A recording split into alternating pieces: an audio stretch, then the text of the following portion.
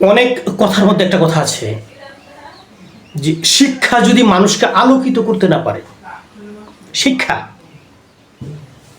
যদি কোনো মানুষকে আলোকিত করতে না পারে, সেটা অন্ধকারের চাইতেও ভয়ঙ্কর। আপনারা বোধোদয়ের মানুষ যারা আছে, বুদ্ধি সম্পন্ন, আপনারা একটু চিন্তা ভাবনা করে বুঝতে পারেন বা বোঝার চেষ্টা করতে পারেন কথাটা কি। শিক্ষা যদি মানুষকে আলোকিত না করে, সেটা অন্ধকারের চাইতেও ভয়ঙ্কর। কে কীভাবে বুঝতে পারবেন বা বুঝেছেন আমি জানি না। এটা তো হর হামেশার কথা, হ্যাঁ, এটা প্রকাশ্যমান কথা, চলমান কথা, নতুন কথা নয়, পুরাতন কথা, কিন্তু চিন্তা ভাবনার ক্ষেত্রে একটু নতুনত্ব আসতে পারে। আপনি দেখুন জীবনে যে মানুষটা শিক্ষা গ্রহণ করেছে, শিক্ষার মধ্যে তো দুটো শিক্ষা আছে, একটা কুশিক্ষা, সুশিক্ষা।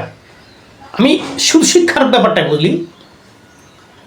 যারা শিক্ষা গ্রহণ করেছে, যদি শিক্ষা গ্রহণ করার মাধ্যমে, কারণ শিক্ষা গ্রহণের উদ্দেশ্য থাকে একটা কর্মক্ষেত্র সৃষ্টি করা, সহজতর বা চাওয়া পাওয়ার মতো একটা অবস্থানে যে কর্মক্ষেত্র, এটা এই শিক্ষা গ্রহণ করে যারা কর্মক্ষেত্র সৃষ্টি করতে পেরেছে,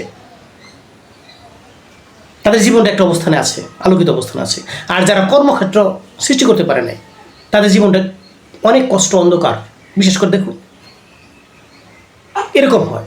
আরেকটু উচ্চাঙ্গের কথা বলি, এই শিক্ষা গ্রহণ করে যারা কর্মক্ষেত্র গ্রহণ করতে পেরেছেন, কিন্তু সুশিক্ষা নাই, শুধু নিজের স্বার্থ চরিতার্থ করার জন্য, ন্যায়ের অন্যায় বিবেচনা বোধ নাই, দায়িত্ব এবং কর্তব্যবোধের প্রতি সততা নাই, মিথ্যায় ভরপুর। অর্থাৎ যিনি শিক্ষা গ্রহণ করেছেন, সুশিক্ষা গ্রহণ না করতে পেরে কুশিক্ষার অধীন হয়েছে, তিনি ব্যক্তি এবং দেশ দোষ যাই বলেন, দেশ দোষ, সমাজ সামাজিকতার জন্য কত বড় যে অভিশাপ, কল্পনা করতে পারবেন না। আমরা যদি মাঝে মাঝে অনুভবে আনার চেষ্টা করি, কিন্তু কল্পনা করা যায় না যে কোনো মানুষ শিক্ষিত হয়েছে, সুশিক্ষিত হয় নাই, কুশিক্ষার প্রভাবে প্রভাবান্বিত, সে একটা প্রতিষ্ঠিত অবস্থানে গেছে, কর্মসংস্থানের একটা সুপ্রতিষ্ঠিত অবস্থানে আছে, তার নীতি নৈতিকতা ভালো নাই, অনৈতিক জীবনযাপন, নিজের স্বার্থ চরিতার্থ করার জন্য সে বেপরোয়া,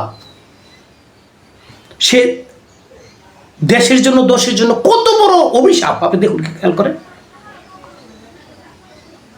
তো। শিক্ষিত হলে তো মানুষ আলোকিত হয়, আর যদি সুশিক্ষা থাকে, তার দ্বারা সমাজ, দেশ ও দোষ জনের কত উপকার হয়। দেখেন কত ভালোবাসা পায়, কত শ্রদ্ধা পায়, কত ভক্তি পায়।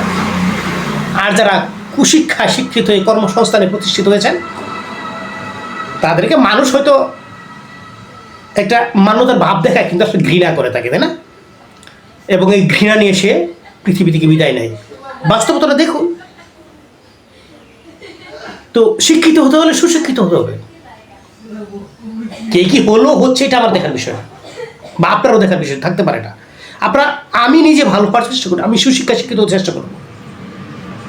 বুঝতে পারলেন না? কত বড় বিদ্যাপীঠ পাড়ি দিয়েছে কেউ, কয়টা বিদ্যাপীঠ পাড়ি দিয়েছে, সেটা বড় কথা নয়। সব প্রত্যেকের একটা সীমাবদ্ধতা আছে তো, পারগতা আছে তো। তার মধ্যে যে মানুষ শিক্ষিত হয়েছে, সুশিক্ষিত হয়েছে, চলন বলন, উঠায় বসা, সত্যবাদিতা, হ্যাঁ, দেশ ও দোষের স্বার্থ দেখে, দেশ ও দোষের স্বার্থ দেখলে নিজের স্বার্থ তো আর জলাঞ্জলি যায় না, নিজের স্বার্থটা সেখানে থাকে। দশের মধ্যেই তো আমি একজন, তাই না? দশে একজন তো আমি, তো আমার স্বার্থ সেখানে দশের মধ্যেই থাকবে, একের স্বার্থ দেখা হবে।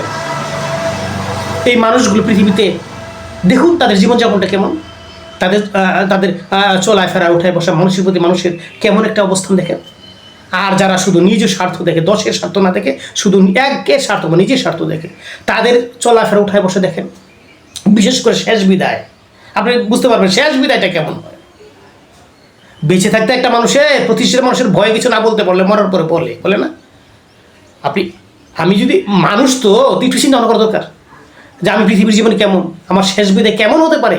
এই দিকে একটু নজর দিয়ে, দৃষ্টি দিয়ে আমাদের জীবনযাপন করা অবশ্যই দরকার, এবং সুশিক্ষিত হওয়া দরকার।